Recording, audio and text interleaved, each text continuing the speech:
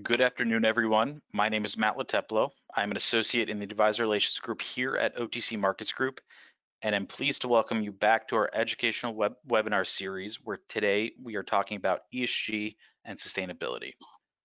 Before we get started, a few brief housekeeping items. All attendees will be in listen-only mode. If you have any questions, you'll be able to submit them in your Citrix portal throughout the presentation. The presentation will last for about 30 minutes and will then be followed by a Q&A segment where today's guest will be able to answer any questions that may have been submitted by the listeners. In case you miss anything while listening, a recording will be sent to all participants in the next few days. For those who are not familiar with the OTC Markets Group operates OTCQX, the best market, OTCQB, the venture market, and Pink, the open market for 10,000 US and global securities with an aggregate market cap of nearly $15 trillion. Through OTC Link, the alternative trading system, we connect a diverse network of broker-dealers that provide liquidity and execution services. We enable investors to easily trade through the broker of their choice and empower companies to improve the quality of information for their investors. To learn more about our markets, you can visit otcmarkets.com. Today, I would like to welcome Julie Morocco. After spending more than 20 years on Wall Street with Citi, JP Morgan, and then Smith Barney, Julie founded Preditas Group in 2008, which concentrated on the permanent private capital and impact investment business models. Following a partnership between Preditas and TBLI Advisory Group in early 2015, Julie assumed the role of CEO and managing partner at TBLI. TBLI is focused on building the ESG community and impact investments and provides advisory services for global clients. TBLI Advisory Group is also a member of the OTC Markets Premium Provider Directory. Today, using Julie's expertise, we would like to educate you all about sustainability and environment, social, and governance, or in short, ESG. While we have seen a sustainability movement for public companies across Europe, it is beginning to transition to the United States. Now, as mentioned earlier, we do have 3 tiers of our markets, with our top 2, the OTCQX Best Market and the OTCQB Venture Market, requiring the best or the most amount of disclosure. In their growth as public companies, in their growth from microcap to megacap, these companies also expand their reporting, and this includes sustainability.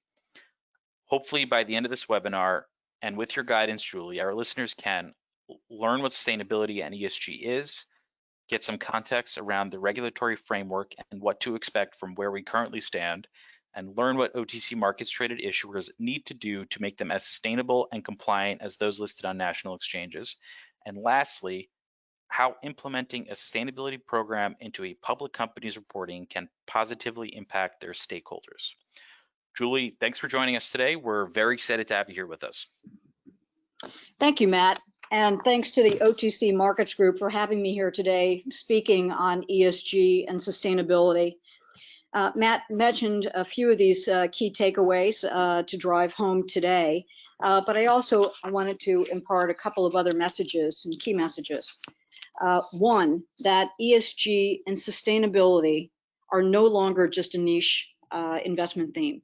These initiatives are mainstream, they're driven by multiple stakeholders, prominent influencers, and increasing amounts of capital. Secondly, it's a dynamic and rapid change that are taking place in this particular field, with the growth of assets spurring new financial products across the asset class spectrum, and that's prompted an increased attention from global regulators. And lastly, there are a range of options for any company to become knowledgeable and implement ESG and sustainability strategies, taking into account a company's mission, their operational goals, and budgets. So I want to begin with putting some context around the sustainability movement. In this slide, drivers of sustainability, between the forest fires and hurricanes and current pandemic, most of us on this call are likely to have been directly or indirectly affected by climate change. Advanced climate science has been with us since the 19th century earlier, but what's changed is that the population of the globe is up about 30% since the year 2000, increasing the density of our cities and putting an exponential demand on planet resources.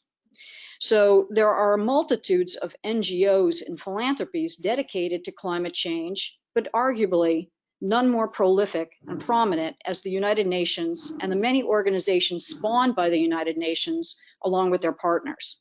And one of the examples here is the UN Global Compact, which is the largest corporate sustainability initiative with over 12,000 global corporates and SMEs from 160 countries. And the next slide then, which is a chart that was developed by the UN and many of its partners. It's the UN Sustainable Development Goals. The 2030 Agenda for Sustainable Development was adopted by the UN member states in 2015. So it's not really that old. It's been in the works for a long time, but 2015, 5 years. The 17 goals recognize basic needs, resource conservation, sustainable cities, equality, innovation as cornerstones to our society and our planet. And there are other societal agendas listed on this chart, including climate change and protecting our natural resources. There are also sub-themes beyond these goals that provide tangible framework for mission-driven investment and philanthropic dollars. And the last point I want to make on this slide is that it's become an important tool for family offices and institutional investors and private fund groups as a seal of recognition. And then I'll take the next slide. I wanted to take a few minutes to focus in on the definitions of sustainability and ESG, as well as impact. Sometimes they're used interchangeably, but as a practitioner in the field, I believe that there are some differentiating factors. So for instance, on the impact investment space, impact investments are big themes for social and systemic change, poverty, healthcare, social justice. It's what the Gates Foundation is doing to eradicate malaria, for instance. And in my experience, it's mostly private or direct investments or part of a larger, broader philanthropic mission that's getting the capital. Impact investments have been a challenge for traditional investment capital because it's sometimes equated with producing below market rate returns. But an important point is that it's mostly private investments.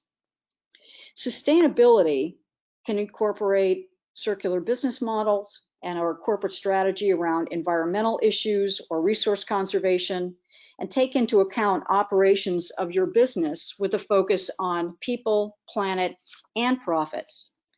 And corporate sustainability policies are very core in large companies like Walmart, McDonald's, Visa, UPS, and can be public or private investments. As a matter of fact, there's a recent KPMG study stating that 93% of top 250 global companies issue sustainability reports. And then finally, ESG is, as what it states, environmental, social, and governance.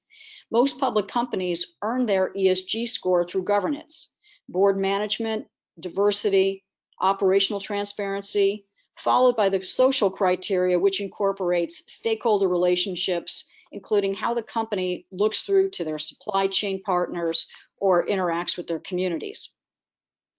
And so now that we've given a little bit of context around the definitions, I wanted to focus on the stakeholder influences that are driving adoption in sustainable finance.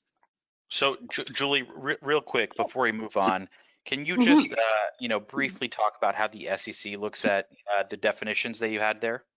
Yeah, thanks for the question, Matt. Because in the May 2020 report from the Sub-Advisory Committee panel that the SEC put together on ESG, they actually state that they look at ESG and sustainability as interchangeable to an issuer. Again, there are nuances and subtleties with each given public and private markets, but the SEC does look at that interchangeably. All right, thank you. So on this slide, I thought I would drill in and talk a little bit about corporate influencers in ESG and sustainability. And I've referenced this slide, the influence in the body of work of the World Economic Forum, World Federation of Exchanges, Sustainable Stock Exchange Initiatives, SASB, which happens to be the Sustainable Accounting Standards Board, that's incorporating sustainability into accounting methodology. But on this slide, I wanted to key in and focus on the Business Roundtable. The Business Roundtable, for those who do not know it, is an association of about 200 CEOs based in New York. America's largest global companies are members. And it provides a lot of private sector policy expertise to major issues facing our economy and our country. But in August of last year, 2019, the Business Roundtable published the Statement of a Purpose of a Corporation. It was an update, really. But this new statement upended nearly 50 years of Milton Friedman economics by stating that the purpose of a corporation is a focus on its stakeholders, not just its shareholders, its stakeholders. Stakeholders being community, customers, suppliers, and employees, along with the shareholders. It's a major shift, and that focus has a long-term value creation and is focused in comments on sustainability. On the next slide, there are shareholder influences in ESG and sustainability to which you might want to familiarize yourself with. In this slide, I've referenced the Climate Disclosure Project, the Principles of Responsible Investment, and the Go Fossil Free movement, just because of the sheer number of their membership organizations and the assets under management that they represent, which is, as you see, in the trillions here. I wanted to highlight and focus in on Institutional Shareholder Services, which is a proxy advisory firm, because as a public company, everybody who files a proxy statement is familiar with the influence these types of organizations have, because they provide recommendations to institutional investors on corporate governance. In 2019, top governance trends from ISS included diversity and climate change. And last year, ISS put out their own version of a top 10 ESG proxy trend statement, drilling down a little bit more into the details of what a company should be doing or what investors should be looking at in terms of ESG. And so the next slide, on slide 7, also points to other professional services that are jumping on the ESG sustainability bandwagon.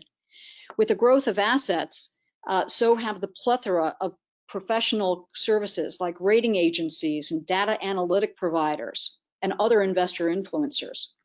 And these companies are providing a new suite of investor services to provide ratings, scores, and other data on public companies.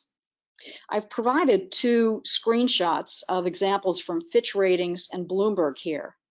And so when an investor types in a stock symbol and clicks on ESG on these platforms, these are the screens that pop up. Both companies score for the E, the S, and the G, and it's too small to see right now, but there's obviously criteria even beyond these 3 areas, and these companies are making up their own set of criteria. Interestingly, the SEC has just come out with advisory recommendations that would put the responsibility and the opportunity to rate and score into the company's hands instead of the investors relying on third-party providers. But just to suffice to say that the multiple stakeholders and influencers have dedicated resources to investing in ESG and sustainability, giving the movement more credibility and more credence for the continued growth of assets. So, Julie, you did mention, I see Bloomberg and Fitch, and it's interesting to see that investors are looking at these. Are there any sustainability specific softwares that investors are perhaps looking at? Yeah, I'm glad you asked that, Matt, because it's also something that is on the radar of the SEC. Right now, there are over 230 different measurement platforms. without any commonality among each other.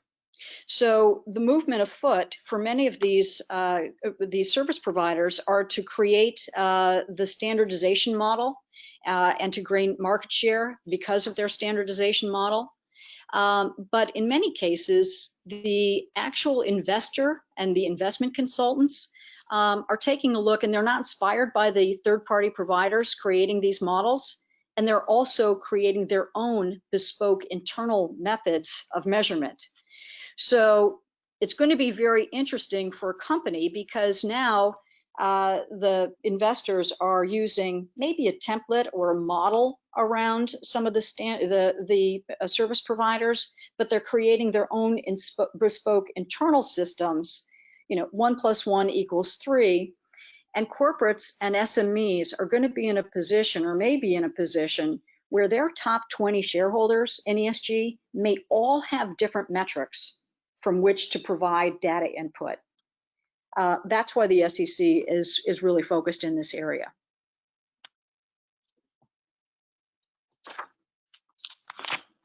Did I answer your question, Matt?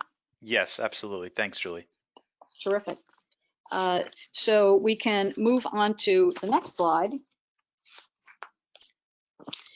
which is, now that we've spent time drilling down into the influencers of sustainability and ESG, I wanted to share a few slides on investor adoption rates.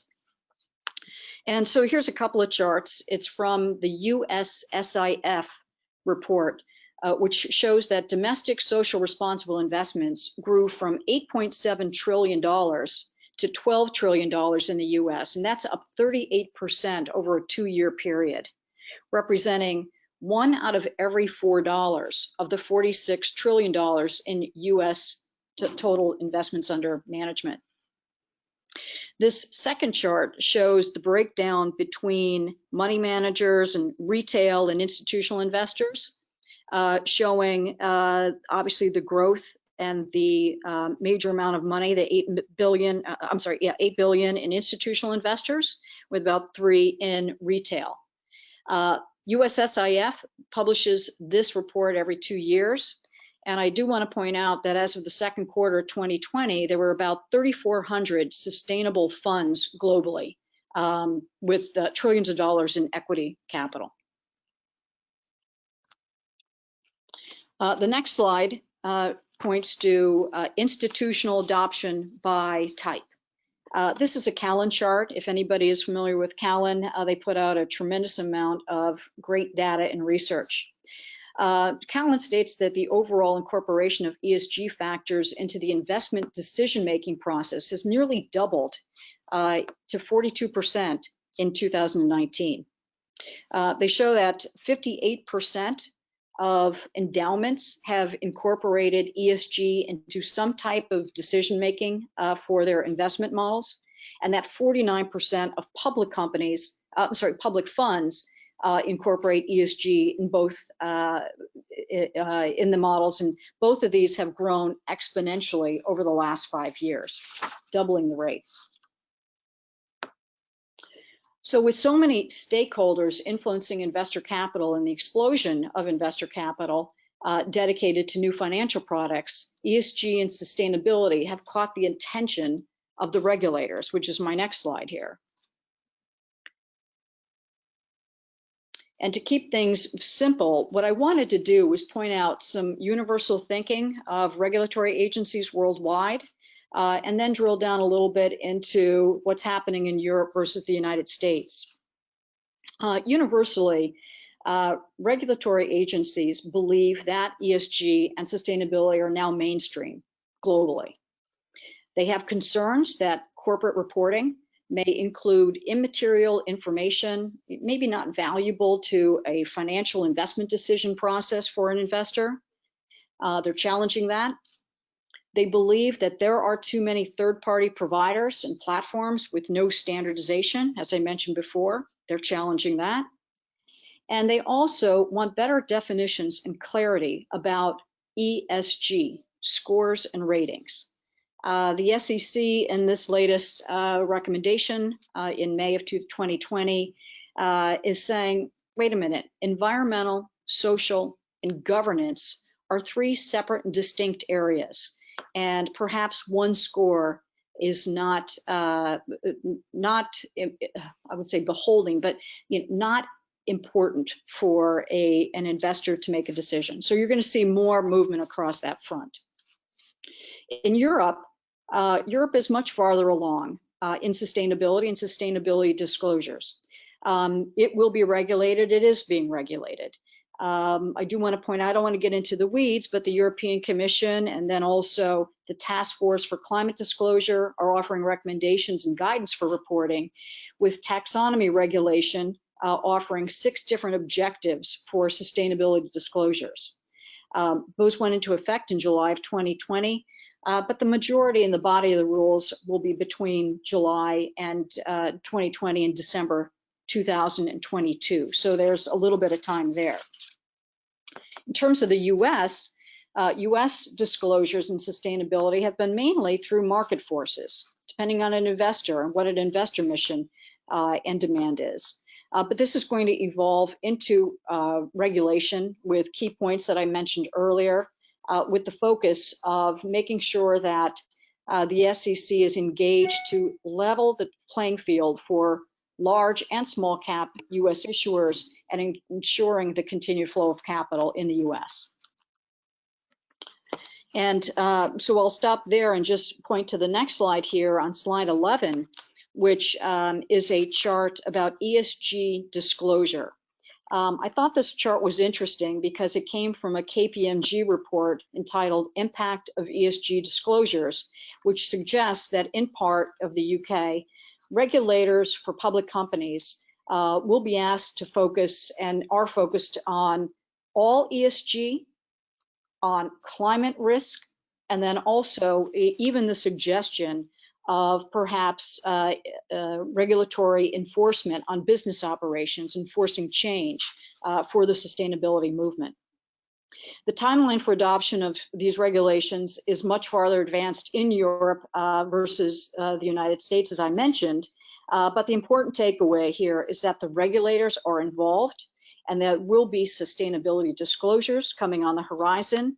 But it's in motion right now, a lot of dynamic change and more to come on the regulatory front. So I hope these past slides put into perspective the breadth and the scope of sustainability and ESG. And now I'd like to take a few minutes to discuss the next 2 or 3 slides that focus on the corporate strategies. I'd like our audience to know that there are 3 areas where companies can position themselves in sustainability, and that includes resource conservation strategies, stakeholder strategies, and corporate development strategies. Again, all with different nuances and subtleties. Resource conservation strategies is about how a company is consuming resources, energy, water, production of raw materials or supplies. How is your company consuming or disposing of raw materials, wood, chemicals, paper, plastics? And then also waste and recycling. How does your company think about waste management, waste mitigation, repurposing for waste? Those are the areas around resource conservation strategies. In stakeholder strategy, this is about the interconnectivity, the values, policies, the influences of all your stakeholders. Remember, think back to the Business Roundtable report that I mentioned. It's who within your community is driving revenues, capital access, and then who are the end users. And again, community, shareholders, customers, suppliers, I've mentioned here. And then corporate development strategy. Corporate development strategy is around sustainable operations, providing long-term relevance for your company, positioning your company for financial or strategic investments, to be part of an investment thematic and an ecosystem going forward, or as part of a new client or customer within a supply chain. It incorporates innovations, disruptive technologies, and then also business continuity, risk management, long-term independence, if that's a focus.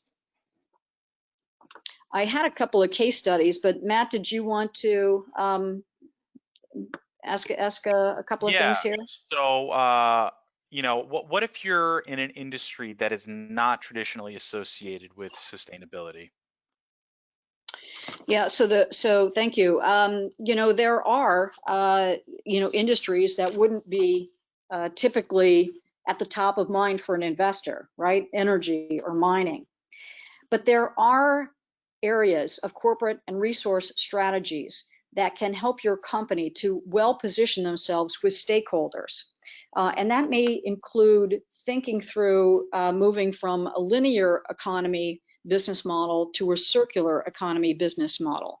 So instead of take, make, use, and waste, it would be going beyond just recycling and actually doing the repurpose, repair, reuse of different materials within your organization. So a couple of examples of that might be, I'm going to just throw out a big company and then a smaller company, but like Unilever, for instance. Unilever has an entire focus on water. Water scarcity is a core critical issue for that company and its ability to manufacture products going forward. Why? All their products include water.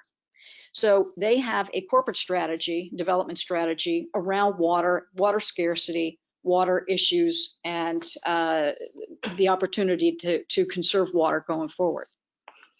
Got another example on a private company, a company that I know well, Taylor Guitars. It's based in San Diego, private company, but they're concerned about the long-term sustainability of ebony wood, which goes into making the neck of a guitar. So they have taken it upon themselves to invest resources to pollinate and cultivate ebony wood so that they will actually have wood going forward and create the relevance for their company. But if I was in a non-traditional industry, I would definitely be focusing in on the resource conservation strategy and some of the other stakeholder strategies that might be important to their investors. Okay, thank you.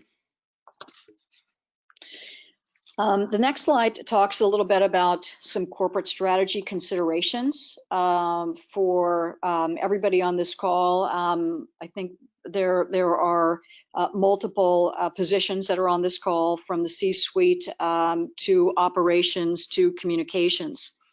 There are three things that I find in my practice where I'm working with companies. It's really about making sure that the management intentionality is there. Where is it within your organization? Where does it reside?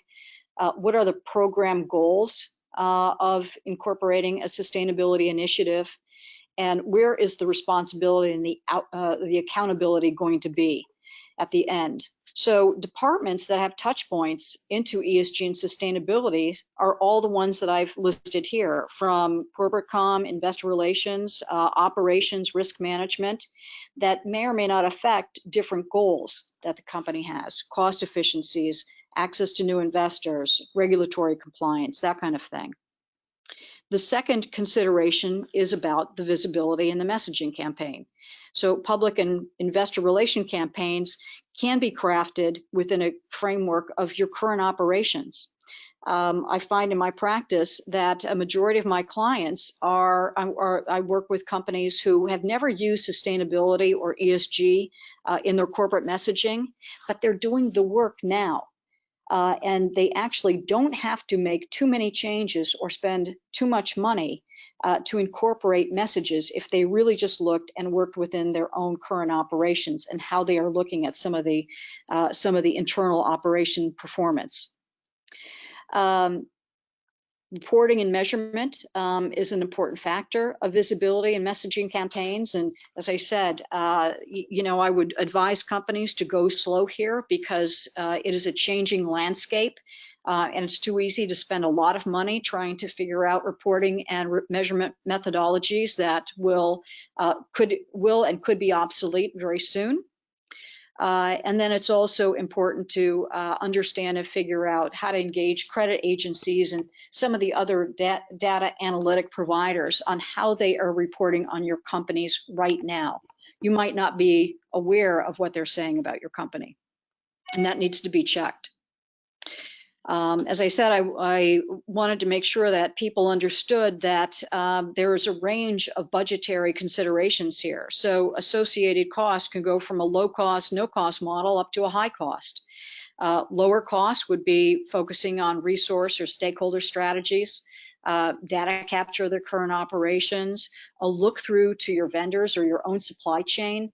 How are those companies and organizations with which you work viewing sustainability and ESG? You'll probably be asked about that at some point. On the high-end cost would obviously be embedding software analytics onto, within your operations, or creating new initiatives in corporate strategy that will provide long-term relevance for your company, but might not be in the budget or the vision at this point in time. And then in the middle, that could be low cost to medium cost, would be the stakeholder strategies of new PR, IR campaigns, and also creating messaging around the regulatory bodies, reporting, and measurement. And that takes us to my last slide here, because I'm throwing a lot of information at you all at once. But what are the initial steps, or how do you start to do some implementation around ESG and sustainability? So I've just put in a couple, very simple, basic steps here. One, obviously, from an educational perspective, gaining knowledge is really important. So finding those educational resources, attending conferences, virtual convenings. There are plenty of them out there, and we could provide examples. Dialogue with the company C-suite. I do know that there are a lot of C-suite executives on the call. Sort out where the management intentionality is, and begin to craft your mission and goals to fit the time resources that can be committed and also the current budget. Thirdly, take an inventory of your current operations and data collections. As I mentioned earlier, many companies are already doing the hard work of sustainability, but they're not capturing the data for an ESG message. Many companies are committed to their communities. They're supporting their communities for charitable or philanthropic events and dollars. Through corporate foundations. Many of these things can be data captured to be included in a new message. And fourthly, familiarize yourself in more detail with the UN SDG goals. If you look through the sub-theme, there are many sub-themes with how a company can actually message the individual goals. So for instance, in the community bank space, financial banks, I work with a client in a project where we've identified 1, 11, and 17. And you might think, gosh, no poverty, sustainable cities, partnership, what does that mean? And how do I interface with that as a banking institution? Well, no poverty includes a sub-theme of financial inclusion or affordable housing. Number 11, making cities sustainable cities, includes affordable housing and community empowerment. And 17, partnership of the goals, includes financial system change. So there are a lot of opportunities to, again, do a little bit more drill down work into the framework of these goals in order to craft your message. And I've just given a couple of examples there. Most companies, this is also for those companies that are not traditionally focused in sustainability or known for sustainability, most companies can incorporate goal 8 and 9 here, right? Decent work and economic growth, innovation and infrastructure. That might be the focus point that I would use if I were in those industry sectors. And the last point that I'm making here is begin to prepare for the future regulatory compliance and the investor demands. It's coming, it's here. If if there is anything I can impart, it'll be here sooner rather than later. And so think through how the company currently benchmarks with ESG factors, climate change, societal impact on a positive basis or an adverse basis, because you don't want to have any eventuality of disclosures where it would actually limit or mitigate your ability to get access to capital. So again, I threw a lot out in a very short period of time, but that's my presentation, and I really, really appreciate being here today with you all, and I'm happy to answer any questions. Julie, thank you very much. As we do see some questions come in, I just wanted to thank you for joining us here today. And to, I guess, start with the Q&A, it's a question that, we shouldn't be surprised that someone's asking, but how has COVID affected sustainability on public companies? Yeah, thank you again for that question. So I would say that in terms of COVID right now, it's actually accelerated the movement towards sustainability and ESG. And certainly the pandemic has exposed the strengths and the weaknesses of many companies and corporate operations, from the digital footprint to the disaster recovery to employee connectivity. So, ESG and sustainability, no different.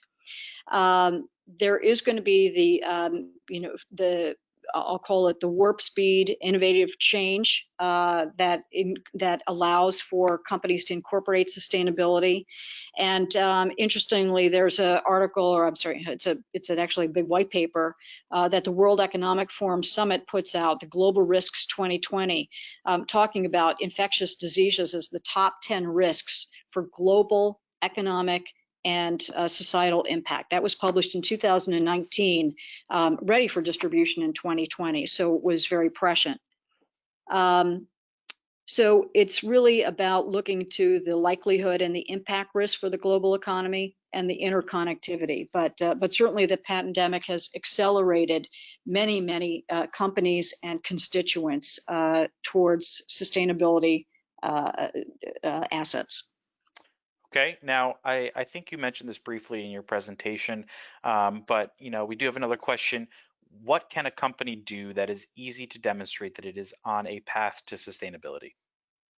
Yeah, so that I would definitely, again, look to the last few slides here in terms of corporate strategies and considerations. You probably already have a PR and an IR campaign for your company now. Pivot the message to incorporate ESG and sustainability and some of the issues around sustainability, and that will be an important aspect for getting you on that path. Taking a look at your resource conservation strategy, and if you don't have one in place, start to think about one in place. How you use the natural resources, how you consume, how you throw out your waste.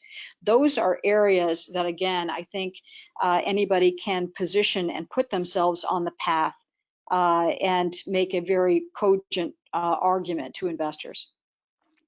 And I guess following up to that, as these companies work on their path to sustainability on their own, whether it's with their PR or with their IR firm, if they'd like some additional help even outside of that, at what stage should a company consider incorporating a sustainability consultant, and where can they find such a consultant? Right. Well, obviously, there are many consultants out there that are, now incorporating sustainability into their practice. What I found in the field is that many of them are coming at the space from philanthropic or an NGO background, social services background. So I would say that, focusing on a consultant that has the full range of knowledge of where you sit as a fiduciary to your employees, to your stakeholders, as well as to your shareholders is an important aspect, and that should be a consideration. But in terms of when, it's never too soon to begin to engage and start to develop the the strategies that I mentioned, among others. I really just wanted to put 3 strategies out there for people, and it's easy to begin moving somebody along the path. I think what people should be aware of is if they don't move in this direction, by not starting a strategy and starting it sooner rather than later, it's going to affect your ability to raise capital. It's going to affect your ability of the cost of the capital that's available to you. And then eventually it's going to create issues of non-compliance somewhere in the future. Creating a strategy now also enables some optionality for companies in terms of exit strategies. If you are working with a Unilever, IKEA, Walmart, some of these big, large corporations, they're already beginning to look through to their supply chain and their value chain of who's incorporating strategies right now. Those are the people they want to do business with. Why? Because they are getting pressure from shareholders to do so. If you're thinking of an exit strategy going forward to a sustainable or to another exchange, a national exchange, the listing requirements coming down the pike, and again, sooner rather than later, are going to include qualifications and disclosures around sustainability. And I believe about 78% of the national exchanges are now implementing those rules in some way or form. And then thirdly, again, joint ventures, mergers, whatever you're looking for in terms of your capital going forward, private equity, if you're late stage or looking for that kind of capital, you're going to have the ability to look through to some of the funds that are bespoke and, you know, in a differentiated space versus your competition. So I hope that answers a little bit of the question there. Absolutely. And, you know, another one we have here, what are some resources for public companies to access where they can find more information? Yeah, again, plethora of white papers out there. They are voluminous, but also with some executive summaries. But the World Economic Forum, the USSIF that I mentioned, even the accounting firms, KPMG has some good white papers. There's an organization, as I mentioned, called the Principles of Responsible Investment. Good white papers. They represent trillions of dollars of different organizations across private, public, government sectors. And then also a company called GIN, G-I-I-N. GIN is the Global Institutional Impact Network. All of these are putting out tremendous volumes of research, data, and also conferences with some terrific institutional and educational knowledge, including my own company, TBLI Group. We're doing the same thing, but I really want to give a very broad brush of how a company can actually start to iterate and get the knowledge resources available to them. Okay. And I think we just have time for one more question. And I'm sure this is a question that a lot of OTC companies would be asking. You know, we did talk a lot about these mega cap, but, you know, we have an OTC QB company with a market cap that trades around $30 million. And they're wondering, why is sustainability important to them? If they have fewer resources, how are they able to get their message out there to their investors? Yeah. Again, I've touched on a couple of these strategies, Matt, but you know, it's going to be important for a company, even if they are moving along the path and don't have the resources internally. But a company should be thinking about their long-term relevance and how they are differentiating themselves from the competition in their industry sectors. So this is a terrific way to do it. It creates a competitive advantage for clients, for stakeholders, you know, as employees, their ability to attract and retain talent. It's an important aspect of value chain positioning. What I'm seeing in my practice with a majority of the family offices are that these family offices are no longer interested in just investing in one-off companies or even sometimes fund groups. They're interested in investing in ecosystems of change so that they can break the ceiling, move the systemic, the needle. And the value chain positioning is incorporating large companies that are looking through their supply chain for ESG and sustainability practices, I mentioned. Harvard, as I said, there's a KPMG report that 78% of the top 250 companies are incorporating sustainability in their annual financial statement disclosures.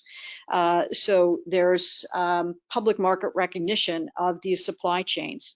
And then also exit strategy. If you're thinking about a potential exit to a large corporation, if they have a sustainability practice in place and a strategy is core, chances are they're going to be looking to their joint venture partners and strategic partners for the same. So again, I think as a small company with no resources, there are strategies that can be deployed to make sure that you're positioning yourself for relevance, competitive advantage, and being part of the value chain. Okay, Julie, well, thank you very much. I think that is all our time that we have today. It's been wonderful having you here. Thank you for all the information. I'm sure our audience appreciates it as well. And if you have any questions, feel free to reach out to Julie. Her contact details are listed here. And with that, thank you very much. Have a great day and take care, everyone. Thank you, Matt. Thank you, everyone, for listening.